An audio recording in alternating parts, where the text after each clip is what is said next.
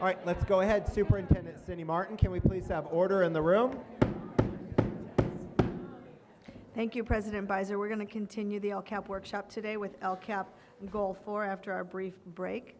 LCAP Goal 4 is positive school environment and culture with equity at the core and support for the whole child.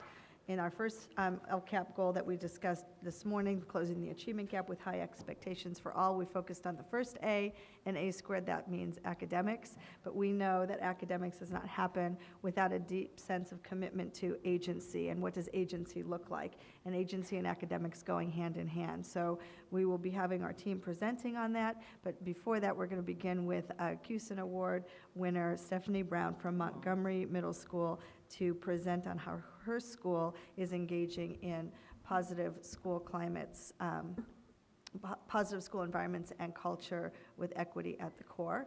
And I will have Stephanie Brown. Well, actually, these are the areas when Stephanie's finished presenting. The key areas that we're using towards building towards agency are social emotional learning, positive school culture, youth advocacy, and empowerment, programming, and sustainability and community partnerships. But let's see what that looks like in action with Stephanie Brown at Montgomery. Thank you for joining us here this morning. Thank you for having us.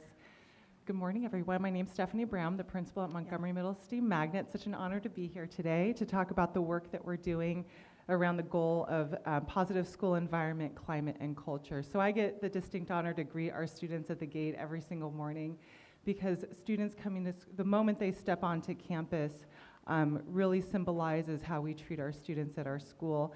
And what's interesting is that the work that I'm doing around greeting students at the door has really caught the attention of some of our community. So we've had a lot of community come and help greet students. It's important to us to acknowledge how families and community members experience Montgomery the moment they step onto campus. So the aesthetics really matter.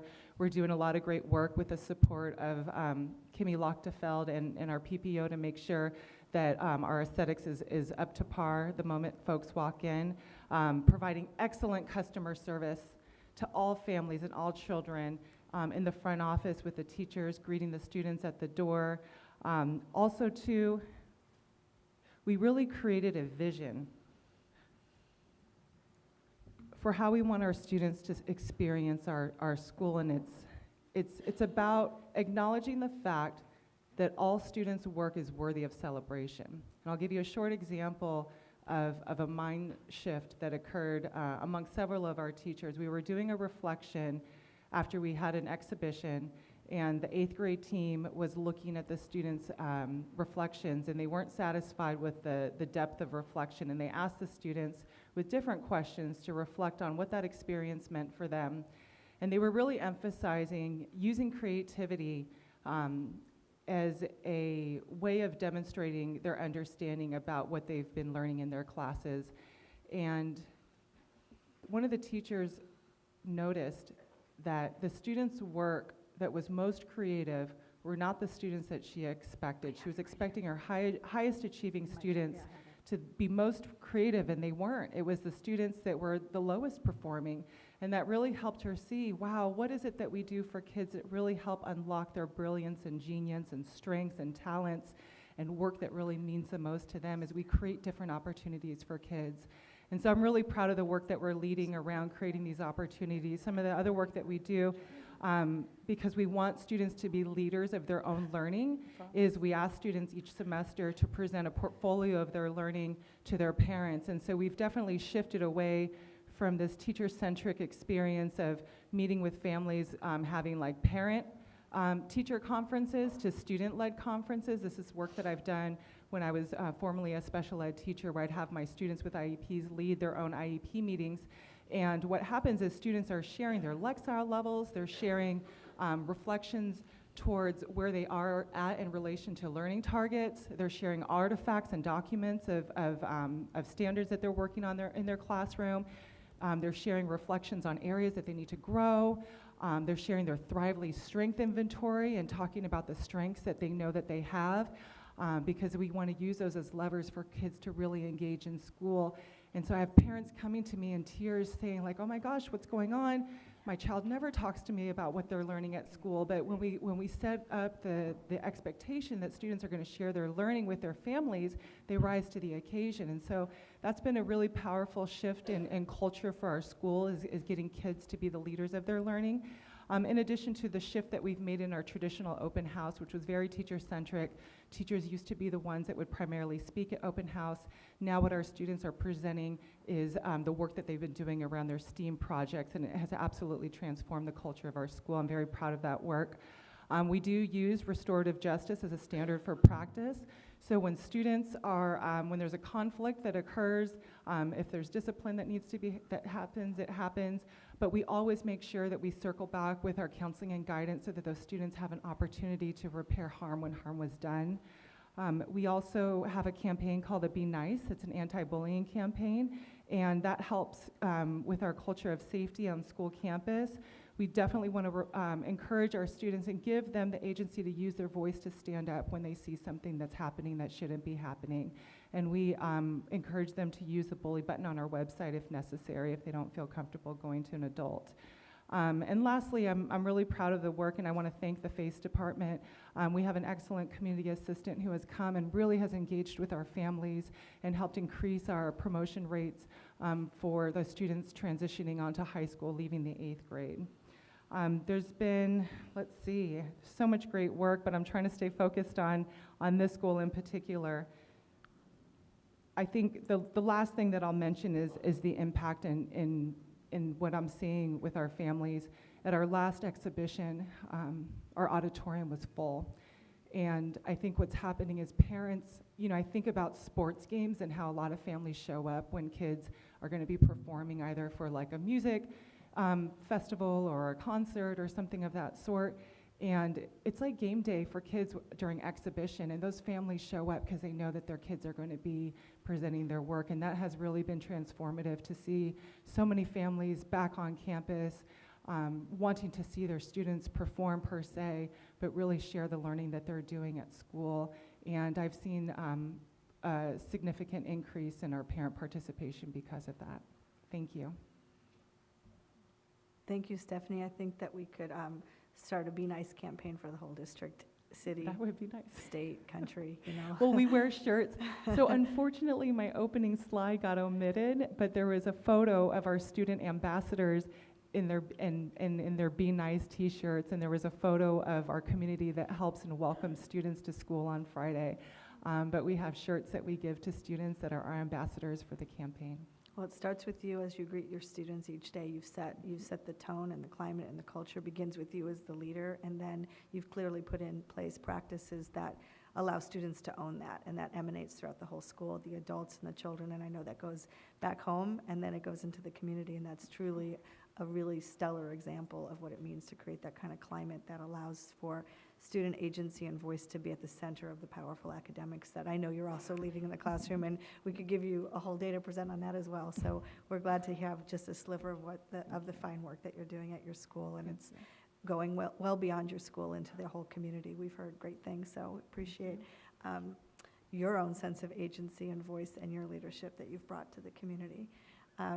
We're going to present now, as I said, the key areas. If you want to flip to the next slide and pass it down to Noemi, as we present on how we're promoting cultures of collective care and what that looks like, and the key areas that we focus on, as I said, are social emotional learning and the positive school cultures, youth advocacy and empowerment, and how we're programming for sustainability and using our community partnerships to do that. So it's not just a department, it's not just one team, it's collaborating with our partners in the community as well. So with that, I'll turn it over to Dr. Naomi Villegas to present.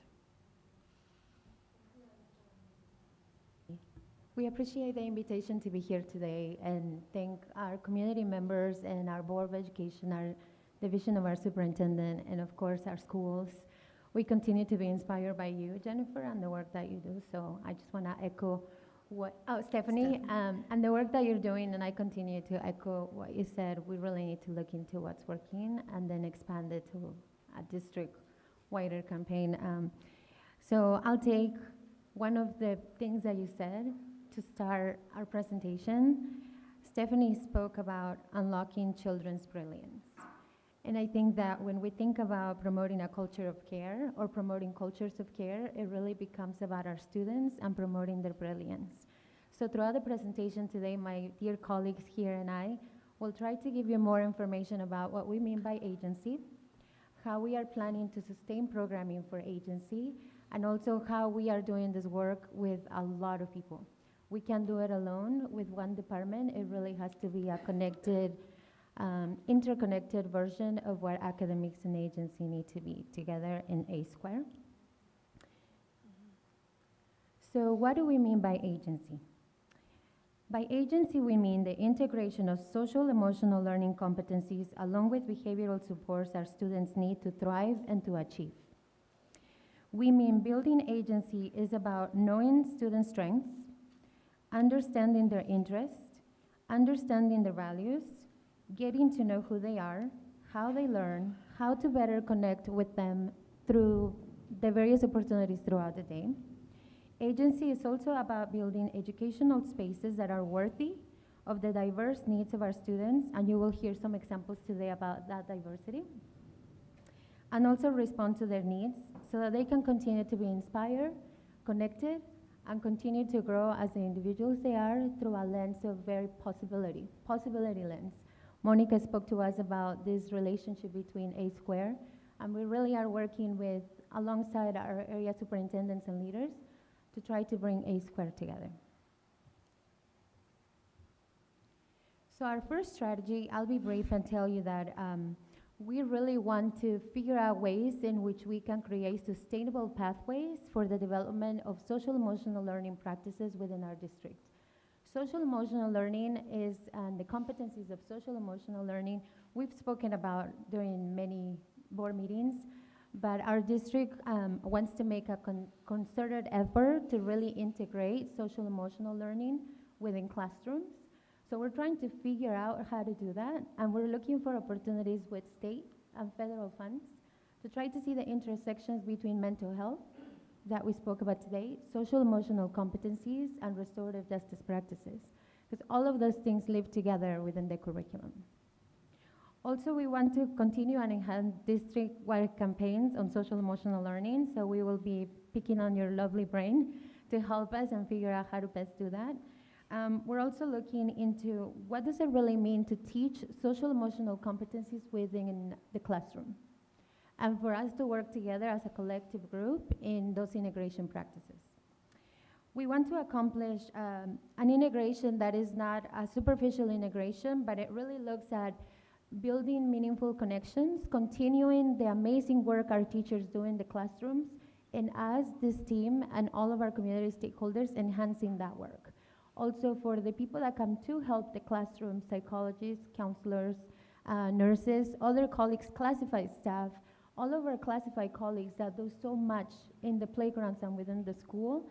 So we want to continue to look for funding opportunities that will help us enhance and connect to the 360 educational experiences of our students.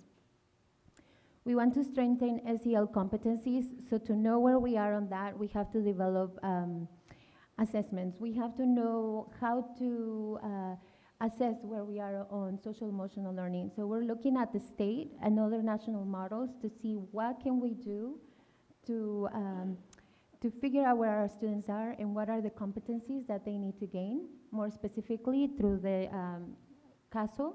So the CASO competencies are self-awareness, self-management, social awareness, responsible decision-making, and relationship skills. So in your A square card right here, you have the bottom language of that is enhancing resilient and responsive classrooms. Resilient really speaks to SEL, or social emotional learning practices, and responsive classrooms is to look at the behavioral supports that our students need to be successful, along with accelerating outcomes of academic and agency. So we see those things interconnected, and the goal is for our students to have their own conferences, for them to tell us who they are in their educational process, and to be able to provide them the skills that they need to get there. So we have a long way to go, but today we're going to speak to you about some of the approaches that we've taken as a team to get there. So with that, I'm going to transfer the conversation to my colleague, Angela.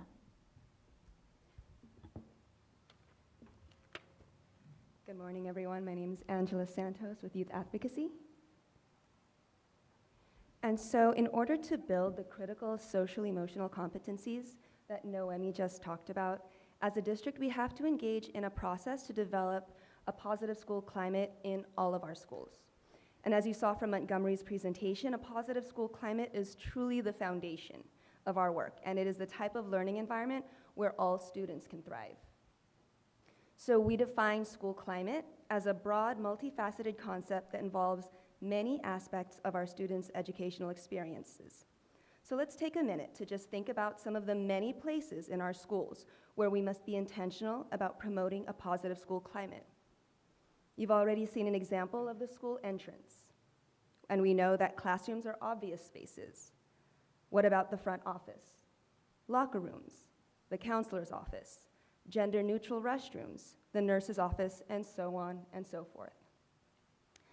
So a positive school climate is the product of a school's attention to fostering safety, promoting supportive academic, disciplinary, and physical environments, and encouraging and maintaining respectful, trusting, and caring relationships throughout the school community, no matter the setting, from pre-K to elementary to higher education.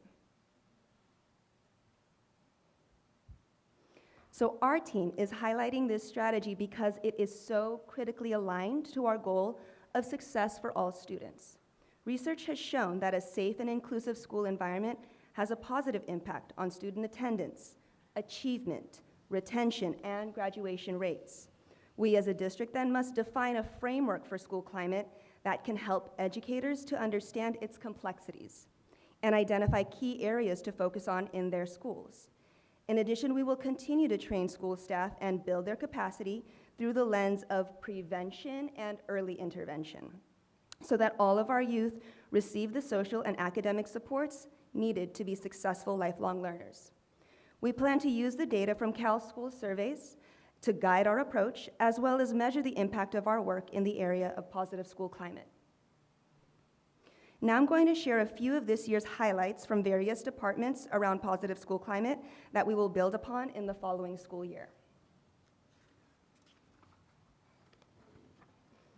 I'd like to start by mentioning restorative justice practices, which has been a priority of our district this year and a clear effort towards positive school climate. We've invited one of our partners to share about this powerful work in more detail a bit later. Next, I'd like to mention our trauma-informed care series that focuses on how to better support students who may arrive at our schools with trauma. This training has been held at 72 sites, in addition to 4 district trainings through ERO. Next year, we will continue to provide trainings from this series with an additional layer of training around student resiliency. Our Department of Youth Advocacy has successfully completed their LGBTQIA 101 at 163 schools, as well as staff from our physical education, nursing, custodial, extended learning, and counseling and guidance departments to ensure safe spaces for all students. Next year, we will build on this comprehensive model to continue to build capacity of all staff to value and support all students' identities. To support anti-bullying, we have in place the Kindness Challenge, the Be Nice example, and the No Place for Hate program at all 24 schools at our Crawford and Hoover clusters, as well as Miller Elementary. More about this program will also be shared by one of our partners in a little bit. Next year, we plan to address some of the gaps we have found with the online bullying reports and provide additional training for Tier 1 supports. We will also develop opportunities for cohorts of teachers to be leaders of this work at their sites. We also supported our wellness centers this year by training 178 site wellness coordinators on our district's wellness policy, its implementation, and evaluation. Next year, we will be hosting a Wellness Institute in partnership with VIVA. This full-day workshop will support our coordinators on incorporating each component of the wellness policy into the school's positive climate. We've also worked to link suicide prevention to positive school climate. There have been 4 district trainings through ERO where certificated and classified staff can reflect on components of positive school climate, share out best practices, and learn about the EP10 process, which we all know should be a last resort. Next year, we will continue these trainings as well as develop online tools for certificated and classified staff who are unable to attend. In addressing the needs of our CSEC students, we have held 4 district trainings through ERO on the warning signs, specific needs, and district protocol for reporting. In the following year, we plan to continue those ERO trainings and community awareness events with an additional layer of trainings through the Department of Youth Advocacy. Human trafficking, I apologize.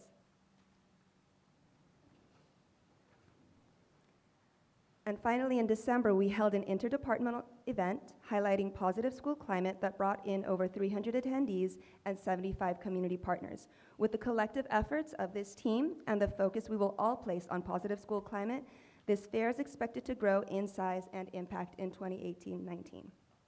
Now I'd like to hand the presentation off to my colleague, Sofia Arredondo, who will share about the importance of student voice and advocacy. Good morning, everyone. Thank you for this honor to present to you all and to be up here again with this amazing team of collaborative troublemakers. So as our department works collaboratively to foster positive school climate, the role of youth advocacy is critical to building the capacity in which our students actively engage in broadening their roles as learners and as leaders, while also cultivating spaces for students to express themselves and to gain resiliency. The first slide highlights the collective efforts across departments responsible for the work entailed under Goal 4, which you see here today, which include restorative justice practices, nursing and wellness, youth advocacy, children, youth in transition, and counseling and guidance. We have all made firm commitments to student voice and agency throughout the year and remain steadfast in this coming school year. Youth advocacy and empowerment work exists within 3 platforms across our departments. This year, we provided avenues for student leadership and engagement that included our Restorative Justice Practice Circle Keepers, Wellness Ambassadors, Genders and Sexualities Alliance Collaborative and Leadership Academies, which I'll highlight in a moment, and Counseling Champions.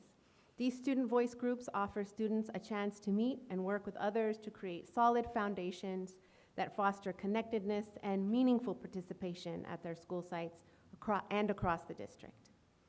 While the work of the Student Equity Ambassadors and the ASB Council of Presidents does not live under Goal 4, the efforts lifted under the leadership of Stacy Siders in the Athletic, Physical Education, and Health Department inspired all of us to foster opportunities for student voice and agency that appeal to a variety of interests and concerns relevant to building and sustaining positive school culture. For 2018-19 school year, we will maintain the individual student voice opportunities within each of our departments while creating a collective vision of student leadership. Across the district, we will formally establish a student voice collective. Students will meet regularly to discuss their roles as leaders, explore how to work together across interests and identities, build understanding of one another, and create action plans that address the needs of all students. Departments that do not currently offer student leadership, like Children, Youth, and Transition, will develop opportunities alongside ours and will be invited to participate in this collective. In order to increase and sustain, which is here on the end of this slide, sustain youth advocacy and empowerment, we believe it's essential to nurture schools as a hub for student voice and agency. So we'll focus on schools and building student voice and agency there in the same way that Principal Brown has at Montgomery. Change the slide. We will collectively continue to cultivate student-centered school communities where students feel empowered to make changes to their schools, where they feel a sense of belonging to their campus, and where they can both thrive academically and personally. Cultivating student-centered school communities involves a process, which is reflected here in the slide, of building student voice and agency. We will remain committed to establishing structures that maintain student-led organizations by identifying what currently exists at sites, and then determining the areas of need in order to provide all students with meaningful opportunities to connect and participate at their school site. Our departments will also identify student leaders and opportunities to support student needs while providing the resources that will be necessary.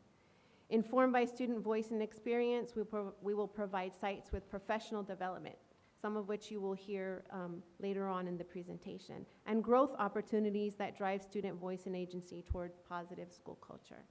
We will collectively establish district-wide campaigns on allyship, some of which you've heard today, through a variety of lenses, including counseling, wellness, and advocacy. We will continue to use CalSchool's data, which speaks to our students' level of connectedness, meaningful participation, identifying caring adults, and perceived safety at school, in turn, and this will in turn inform our ongoing work around student voice. Beyond providing platforms for students to be heard, we will offer opportunities for students to take action. This year, our department, LGBTQI Education and Advocacy in particular, hosted 2 GSA Leadership Academies where over 200 middle and high school students explored their purpose as leaders, club sustainability, leadership styles in relation to the history of LGBTQIA leadership, and received an introduction to restorative circles as a means of engaging in courageous conversations about their experiences as students. It is these kinds of opportunities we will expand upon jointly as a group here through a variety of platforms that foster student voice and agency and ensure educational justice for all students. I'm going to turn it over to my colleague, Franny Del Carmen, who will talk about programming and sustainability.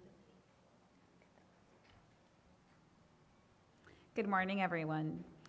When we think about our work around programming and sustainability, we are really focusing on the critical components supported by a multitude of innovative strategies that focus on supporting the whole child. We begin by narrowing our focus on creating a vision for sustainability of our programs and services.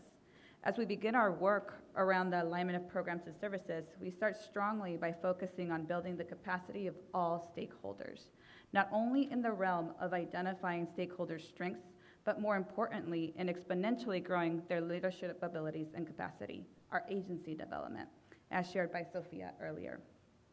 Today, we will provide you with a few examples of our work and our continued commitment to ensuring all students receive the emotional and physical supports they need to be successful learners. Our team works to strongly focus on looking at all of our students through a strengths-based approach, which focuses on further developing student agency and voice. Some of our initiatives around creating positive school environment and culture really look at our students through a holistic lens. Some of those initiatives include our counseling and guidance framework around further developing a PK-12 comprehensive school counseling program, which includes our counseling Crawford pilot and our intervention counseling models at our 5 priority high schools. The well-being of the whole child throughout the district through our wellness initiative, which we will hear from Michelle shortly. And of course, as mentioned before, our work around building restorative justice practice across campuses in our district.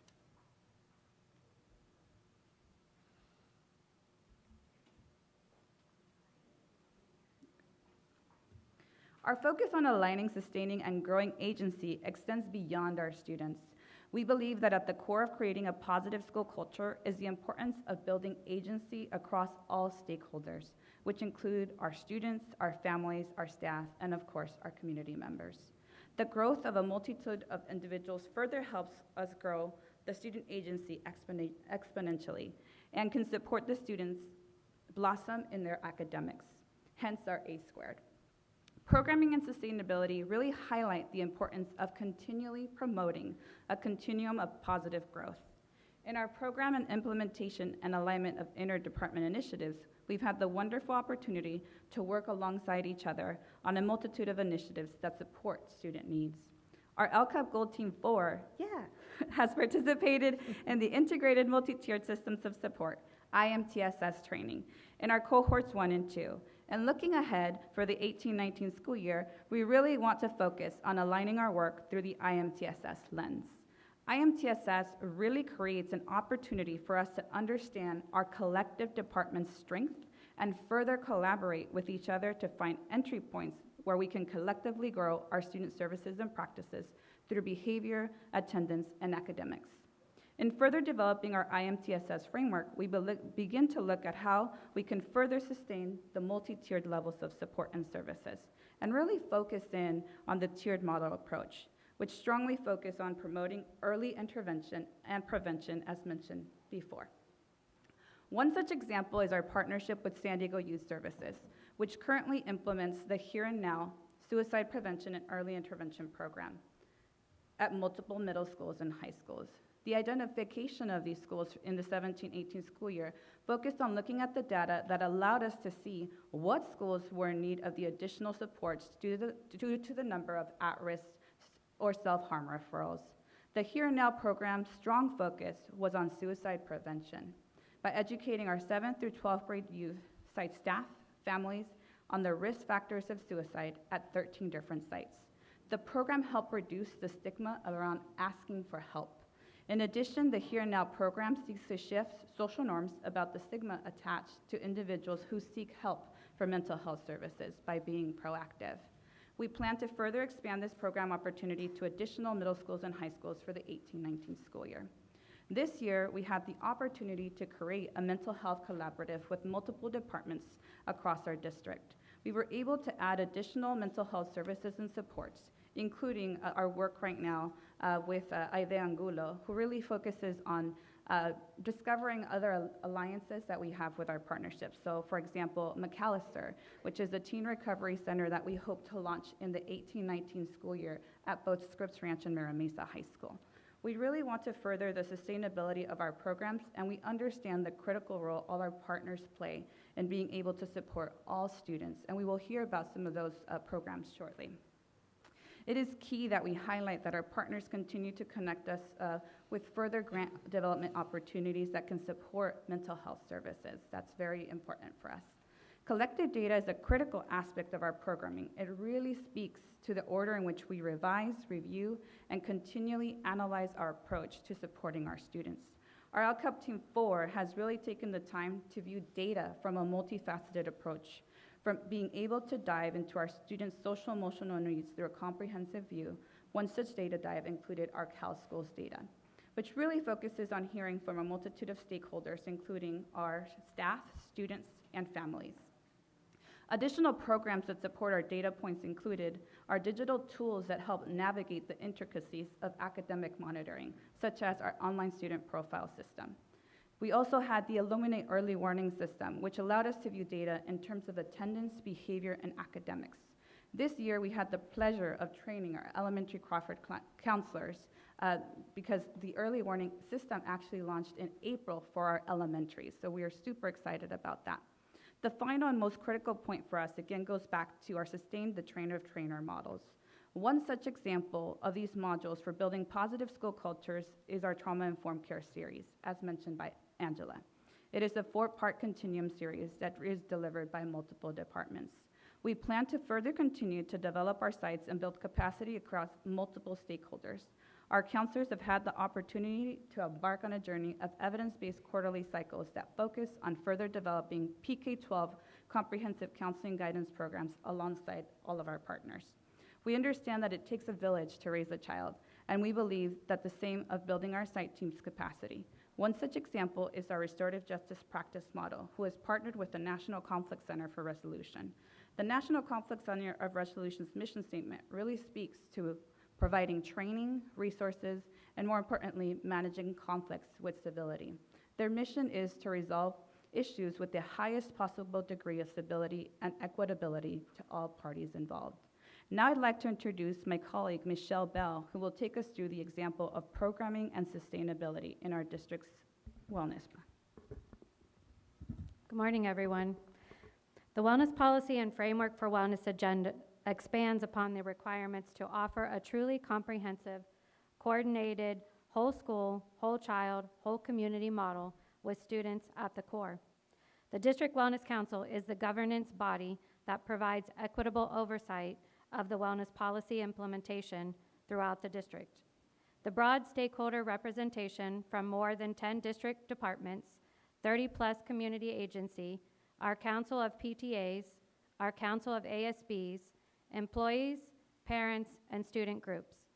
We also have the paraprofessional union participating in our meetings, and our goal for 18-19 will be to expand upon the other unions' participation in order to support the employee wellness program.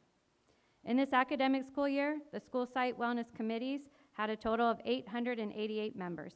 708 were staff, 60 students, 85 parents, and 35 community partners. For 18-19, it is our plan to increase participation across the district, especially in the area of student voice. The wellness policy is a tremendous example of meaningful engagement of diverse stakeholder groups, as all stakeholders, students, staff, parents, and community partners come together on a monthly basis to foster the physical, social, emotional health and well-being of our schools and our school communities.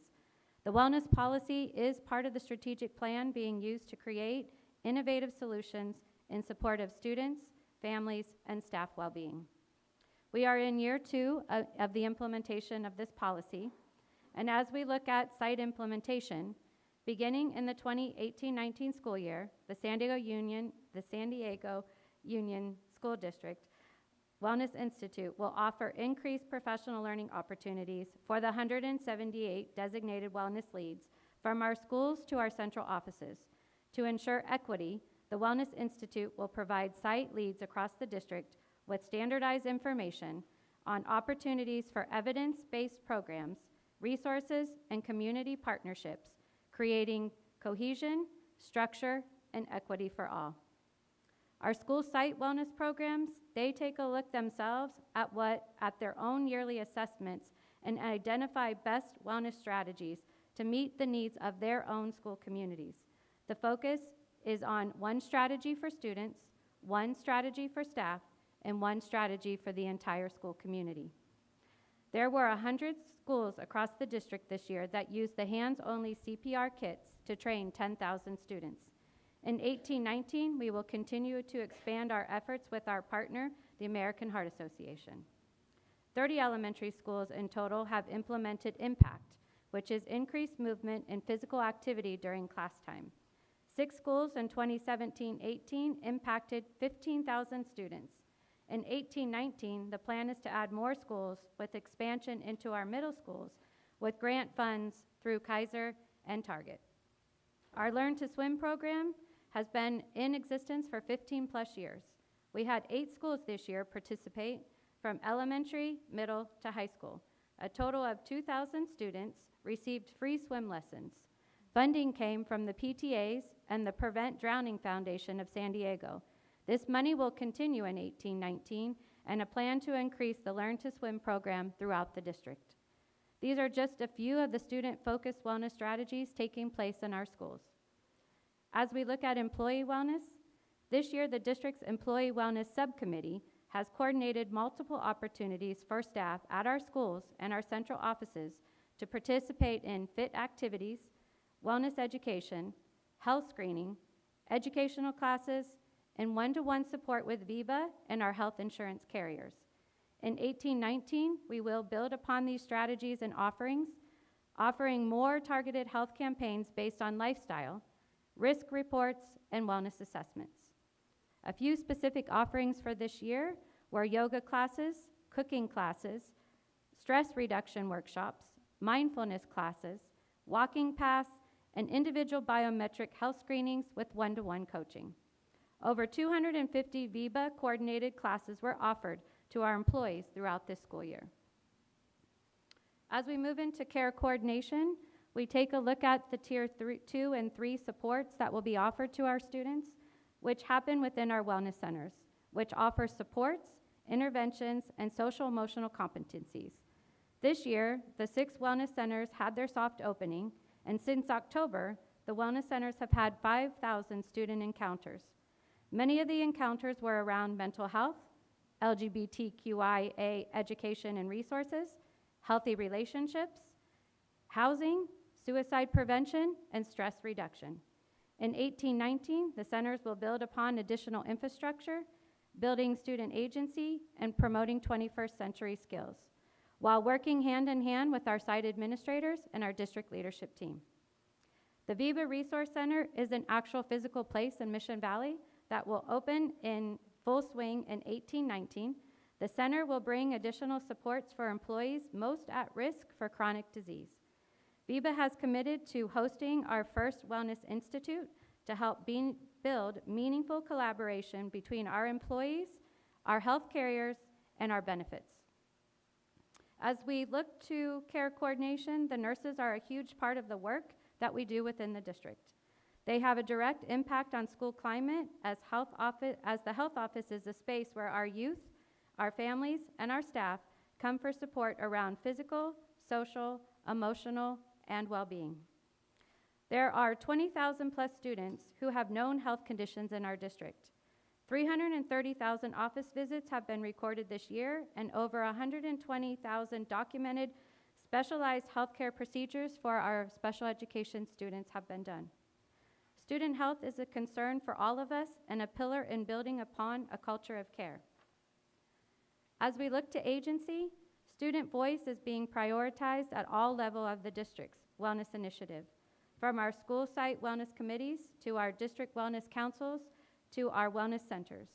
Our Student Wellness Ambassador Coalition launched in 17-18 with 8 high school students. We will continue to build upon our student voice within the division and in partnership with UC San Diego Center for Community Health. Now I would like to introduce my colleague Jennifer, who will walk us through a few more of our community partners. Thank you, Michelle. Today I'll be sharing how partnerships help in laying the foundation for promoting student agency within our district. Our authentic community connections and our intentional coordination allow us to build systems of prevention and intervention while expanding on the district's vision of supporting all students. The goal of these partnerships is to sustain, enhance, and multiply services for our student body, extending beyond what we alone can accomplish, because we know it cannot be done in isolation. Throughout this presentation, you've heard my colleagues highlight some of the community and industry partnerships that benefit student agency. Additionally, projected on the screen in front of you is a small sample of the partners who help us maximize results and provide educational opportunity and equity for all students. Let me provide you with examples of these partnerships. Our work with the 4 local resettlement agencies and 6 ethnic community-based organizations in San Diego has enabled us to support the mental health and social adjustment needs of our newcomer refugee students, which can be especially complex due to minimal formal schooling and the circumstances under which they have been forced to flee their homes. Our workforce and business partnerships have created opportunities for thoughtful and intentional linkages for homeless and foster youth, and provided resources to support school stability and post-secondary transitions up to age 27. Our military affiliations have enabled us to provide consistency in addressing key educational transition issues encountered by military families, including enrollment, placement, attendance, eligibility, and graduation. Our connections with local LGBT organizations like the San Diego LGBT Community Center, San Diego Pride, Diversionary Theater, and Lambda Archives have provided our students with opportunities to build awareness and agency through the lens of LGBT history, leadership, and the arts. Our partnerships with SDSU, UCSD, and our local community colleges have provided us with fieldwork and practicum students to assist with counseling and guidance, and nursing interns to support our wellness initiatives and boost our student services and educational employment pipeline. San Diego Rotary Club partnerships with their Service Above Self model have provided meaningful and engaging experiences for our students through the common goal of improving the community in which we work and live, as well as the world beyond. Local Rotarians have guided students in Camp Enterprise, where participation aims at fostering development of student business plans while working alongside top business leaders. Our collaboration with Attendance Works serves as a direct point of contact for materials and consultation for the implementation of the attendance pilot at 27 elementary and 1 middle school sites. And it has assisted us in learning about nationwide best practices surrounding school attendance and has served as a guide through the creation of the School Site Attendance Handbook, our resource guide for sites that will make its debut in the fall. And lastly, our relationship with Cal SOAP and our shared vision of increasing accessibility of college education opportunities for students has provided, among other things, pre-admission to college opportunities, ACT and SAT boot camps, FAFSA workshops, and college fairs.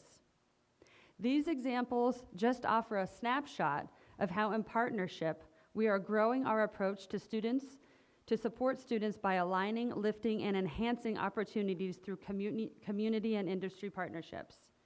In closing, our team continues to have a collective commitment to serving and empowering all students. We are committed in service to the whole child. Thank you. And before we close, we have one of our powerful community partners here. Kelsie, can I have you come up, please, and speak to some of the work that we've been doing together? Okay, you have 2 minutes. Okay, 2 minutes.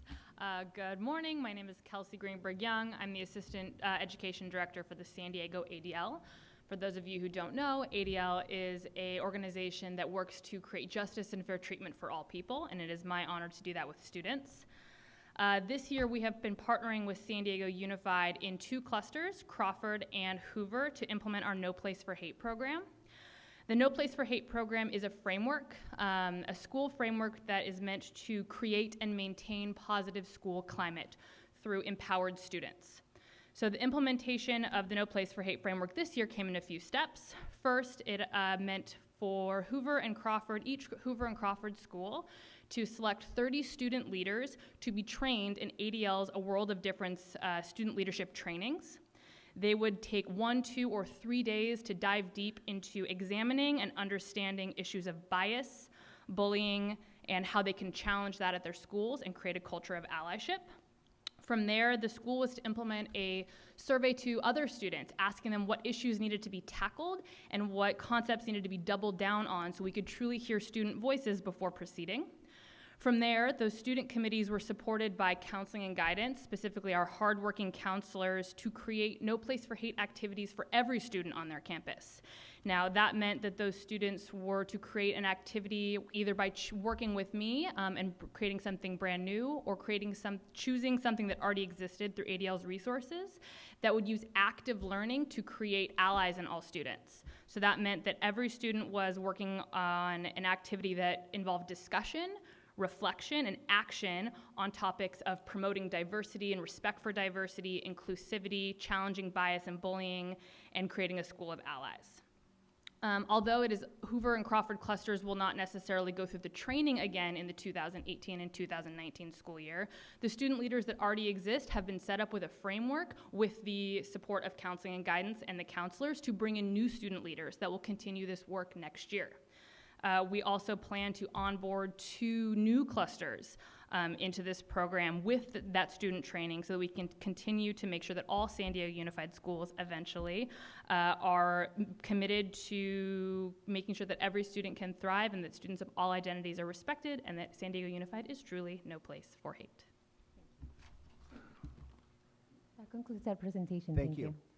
We have several speakers, and in order to go to lunch on time, please, speakers, be brief with your remarks and come up as soon as you can. Amy Redding, you have 2 minutes.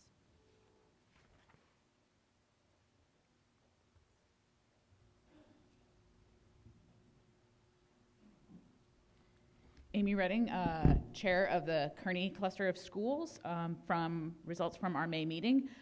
We need a point of contact at each site. Too many of our families are not being tended to and their concerns are falling through the cracks. Someone needs to take ownership at the school site. We were thinking the counselor maybe. And when the district or school site sponsor enrollment fairs like the military fair, we had better be ready to enroll students on the spot. We must stop the practice of only enrollment staff from the specific school having the ability to enroll. We need a huge bank of, and this is a technical term, superpower users that can enroll anyone in their neighborhood school on the spot. Let's start with training everyone in the neighborhood school's office to be superpower users. We also at school sites have to become more flexible at registering students. We need to enroll students when they show up and not make them come back for an appointment time. Perhaps we need to have a clerk that specializes in registering and assisting the transition of military families. And I've also been hearing about a shortage of PE equipment and capital equipment in science rooms, like burette stands for chemistry titrations and scales. Clearly, these items need to be centrally replaced, or site budgets need to increase so that we can afford both interventions and the needed supplies to properly run classes. It's the hands-on items that keep our students engaged. Thank you. Dan Fesperman, you have 2 minutes.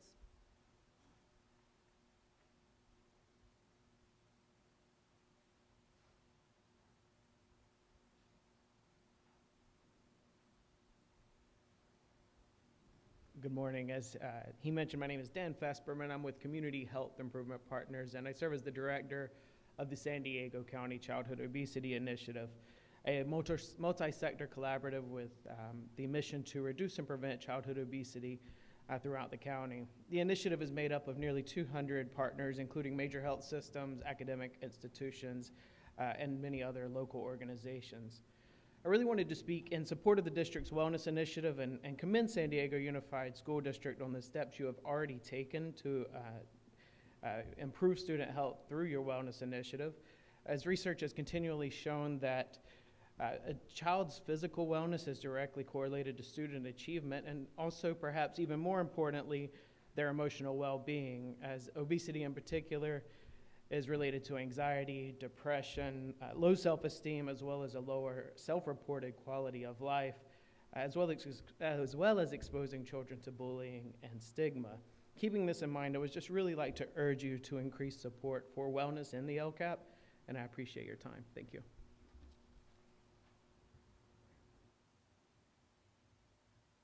Susie Reed.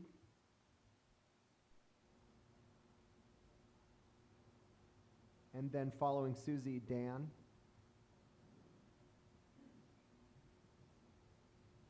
Hi, Susie Reed.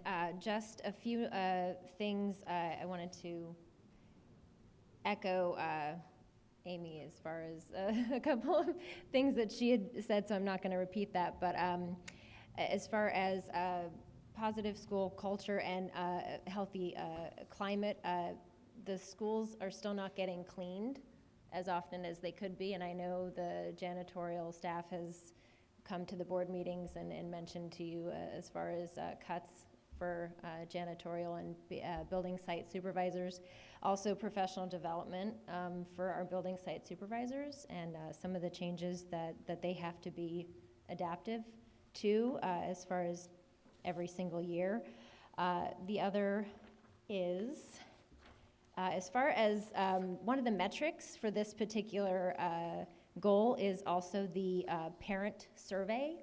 Advisory bodies still have yet to see the results from last year's parent survey, and we have asked repeatedly, and to the extent that we don't have to go through a public information request, it's still important that advisory groups get to hear what the parents are saying, and if we only get to see that we have a 40% return rate on the parent surveys, we aren't seeing any actual data behind those parent surveys. I mean, we get to see all the stuff from the kids, but we have yet to see anything from the parents. It's very challenging to create family engagement plans at a school site, which that's another goal. But if this is a metric that we're looking at for positive school culture, we're missing an entirely gigantic voice when we're not listening, or at least getting to see what our parents are saying.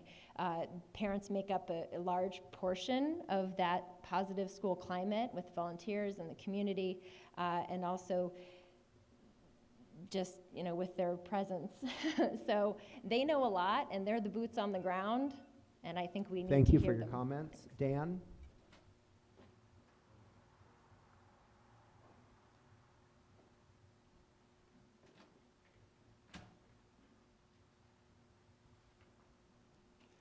Hi everyone, my name is Dan Nyamanga. I'm the San Diego at Crawford, and I'd like to thank everybody for coming here today. And I just want to share, we wanted to look at the goal from the cultural humility point of view, and that I mean not everybody can be able to learn and be proficient in a new culture in their life quickly, like we might think. And so as we look at, we're proposing to doing cultural proficiency training to our staff and our administrators and our school sites. We would like also to look at the humility part of it, where it takes the lens of, I want to learn about your culture, and let me learn about your culture, and let's build something that can work for both of us as we progress together.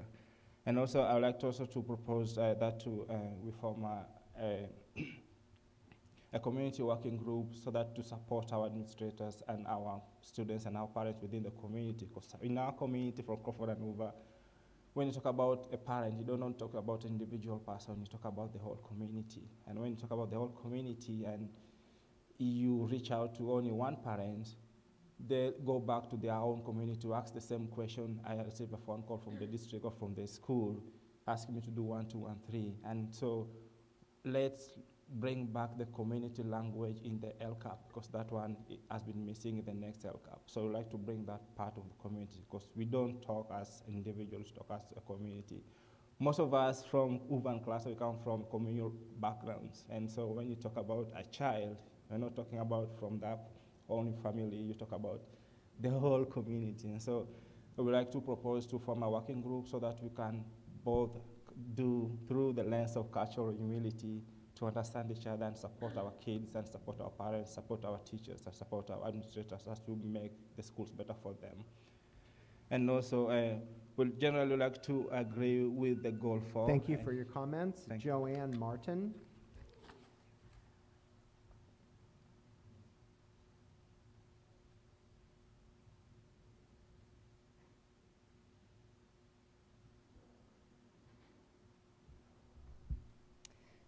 Regarding school climate and support for the whole child, one of the things we'd like to see is that the use of Title I funds, as well as supplemental and concentration funds that are extremely important to serving the needs of unduplicated students in our clusters. We feel it's important for the district to ensure that these funds are spent for the benefit of our neediest students in the form of equity. And so we would like to assure that the district provides clear recommendations to DAC on how such use of funds would best be achieved, and also to report to the clusters those funds generated based upon student population characteristics, as well as the amount of those funds allocated to the clusters. Additionally, we'd like to discuss school climate and go back even to point 1, point 10, point A, point 2. And we like the idea of supporting stronger school climate through increased cultural proficiency at our sites and amongst our teachers. And we believe that this effort would be stronger if there was an expectation of personalized communication, because effective relationship building in the Crawford and Hoover clusters requires more intensive personal communication contacts and connections.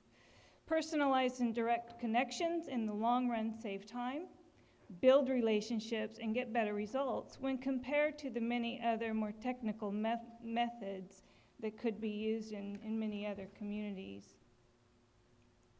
Finally, regarding climate, as well as point 1.8A6 and others, such as 5.3A, 5.3B, we strongly support all attempts to strengthen interpretation and translation support services and the resolve that this improvement is needed that we'd like to support.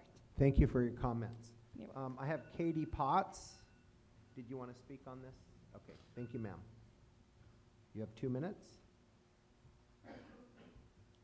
My name is Katie Potts, and I work for the American Heart Association.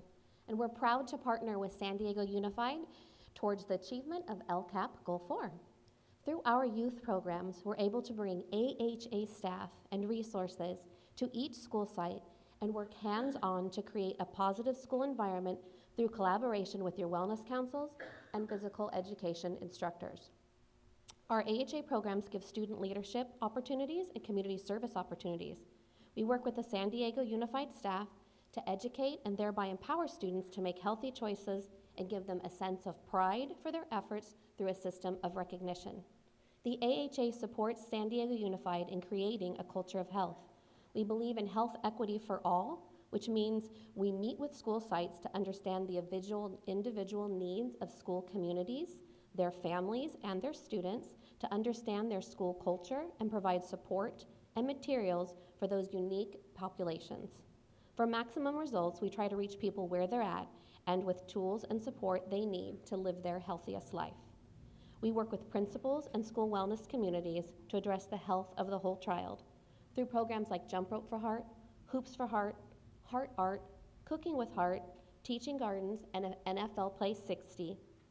Our work with San Diego Unified has allowed us to engage over 50 schools with our youth programs and all schools with wellness resources. We are proud to be your community partner. Thank you very much for public comments. Let's go to board member comments. Dr. Michael Mcqueary, you have 3 minutes. We're on. Another great presentation, helps us understand where we are and where we need to go, the progress that we've been making, and our expectations for future. This, to me, is the core of what's not essential at schools. If children are not well taken care of, but then aren't emotionally, socially connected, if they are don't feel engaged, then the learning becomes very, very problematic. Once that child has that connection, once they have that relationship, once that parent feels a warmth and reception to the school, then things happen. Learning takes place. Children are naturally inclined to learn, and what I think we want to do is create the space that makes that happen, and I think this is what Goal 2 is all about. It's creating that culture that is supportive of learning. And from what the presentation focuses on the collaborations, it focuses on the best practices, it focuses on reaching out to our community partners. The A squared is highlighted. I think this is the agency. This is where students then become empowered to know who they are, know what they need, and then they take on that leadership role that Stephanie Brown talked about, where the leaders are leading the education. They are taking on a critical role in making learning happen in their own lives and for the students around them. So a number of things I could comment on, but within the time that I have, and I just want to keep it short. The one I do want to focus on is the one that creates agency and the importance of having students feeling responsible and engaged in their local communities. And I'd like to see some emphasis on civics learning. I call it civics literacy. It's where students identify the world and the issues within their school, in their classroom, in their communities, within their civic governments, within the nation and the world, where they can take a role. I know our IB programs provide that aspect. I think civics literacy is an opportunity where students learn how to have a conversation, learn how to identify issues and concerns, learn how to work together collaboratively to solve problems. We're already doing a number of outstanding activities. We have mock trials, we have mock courts, we have mock elections, we have students participating in Model UN, we have students who are actively engaged in identifying problems around the world, and our IB program talks about creating projects that identify a world problem, bringing that down to a local issue, then creating a plan for making that issue. So I'm looking forward to seeing how we can focus on civics literacy as a way in which making this goal accessible to where students can feel empowered to make a difference in their community and in their lives. Dr. Evans? You have 3 minutes. 2 seconds. Okay, thanks for the presentation. I really like all the work that's been done on the early warning system. And just a comment about resources. I certainly will work for us to have more resources for emotional and physical health. But I think we should point out one decision this district has made is to have lower class sizes. And obviously that there's a trade-off, because if we didn't have such low class sizes, we would have other funds for more vice principals, for more counselors and more nurses and so forth. But we have this belief that by having a smaller class, we are actually handling some of those problems in a smaller group. So I think that's important. And when we were talking about differentiated instruction academically, I think it's also a challenge for teachers that they have to have differentiated instruction emotionally. You know, if they obviously, again, teaching the middle, if we can have all typical students, then it'd be a much simpler matter. So they need to really address that. But I think even when we do have more resources, it still needs to be directed towards how are we working as a school and in the classroom to help every student, as opposed to kind of the pull-out model. So what we've seen, for example, with English language support and with special ed, more emphasis on developing the capacity of the classroom teacher to handle all these varied situations, as opposed to just having the specialists taking them out. So I think that even as we have resources for more specialists, I think it needs to be focused on sort of the training, the trainer kind of model. And then, of course, I'm going to make one comment about health and wellness, which is an action that the board recently took, because when we're talking about obesity, depression, student achievement, drug use, and everything else, accidents, safety, the time that the teenagers start school is a big factor. And we have committed to, by 2020, having a later start time for our high school students. And this is going to make a big difference in the emotional and physical health of our students. Dr. Whitehurst-Payne? I go back to that single child again who comes to your class, to the school, and the academicians over here addressed it, but you must interface with them to make that school a safe and inclusive environment, and not just in platitude and extraneous programs that are very good, but for that individual child. So I want you guys to start thinking outside the box.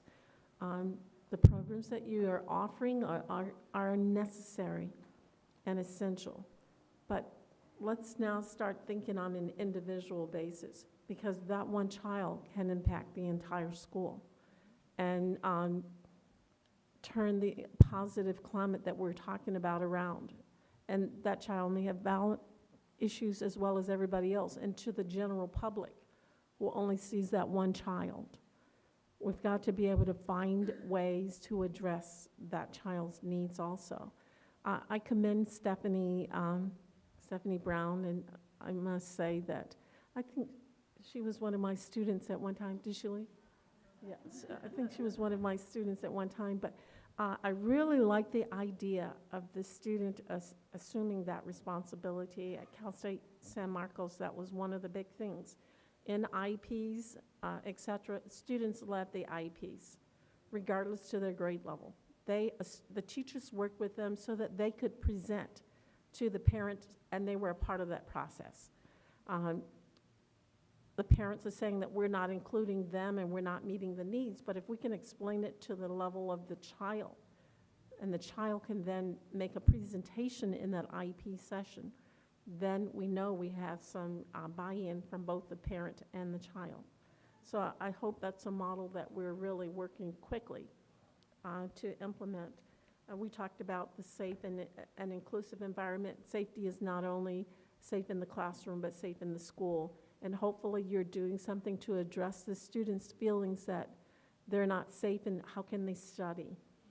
After the shootings came up, some of the kids came to the presentation and said, I worry about the student next to me who may shoot me. How can I study for a test? So hopefully you're incorporating some way to address those children's needs also.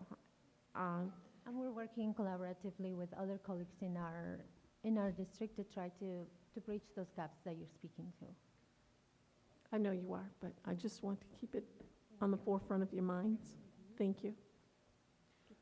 Thank you. I have 3 minutes. I really want to say thank you to everybody and all the work that you do to help support students and create safe schools where empathy is something that we're making sure that the students are learning. And then, of course, there's so many positive programs that we heard about today and some that we didn't hear about. For example, the buddy benches in a lot of our schools.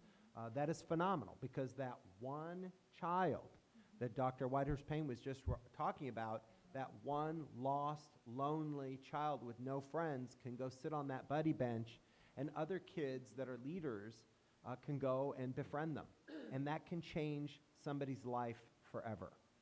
And so those kinds of programs, also the Fill the Bucket program. And then one thing that I do think is important to point out is the partnership with the Anti-Defamation League in the Crawford and Hoover clusters is phenomenal. But this is also a partnership that we've had in many, many schools over the years. And so it has touched, the No Place for Hate program has touched children in Scripps Ranch, in the Sarah cluster, in the Hoover cluster, in the Kearney cluster, and lots of different schools throughout the city. So this, I believe, is No Place for Hate 2.0, where now we're starting to help the schools to become self-sufficient, to create a process by which students now will teach other students, and then that can continue to help them learn. The other part about the No Place for Hate program that is fundamental is that it includes the parents and the families. They have to be a part of this process. And as we look towards creating our schools to be safer and safer, I believe some of my colleagues had mentioned, it includes Maslow's hierarchy of need, that first, to just be safe. And as we explore the need, as Dr. Evans had mentioned, you know, the scarcity of resources that we do have as a government entity, in that we do need to look at our police, our site safety plans, our infrastructure, our facilities, and those kinds of elements. As we've continued to allocate millions of more resources, you know, we need to really make sure that going forward, even in next year's budget, that we're making sure that we're allowing for safety, and that we are doing everything we can with our police officers to make sure that the schools are safe and continue to be so, given the fact that anybody can go buy a machine gun or an AR-15 and all the other horrible things that we know are afflicting our country right now. So that, I think that there's so many other things to comment, but I just want to say thank you again for all the work that you do every day supporting our schools and the people in them. Thank you. And now we are adjourned for lunch for 30 minutes.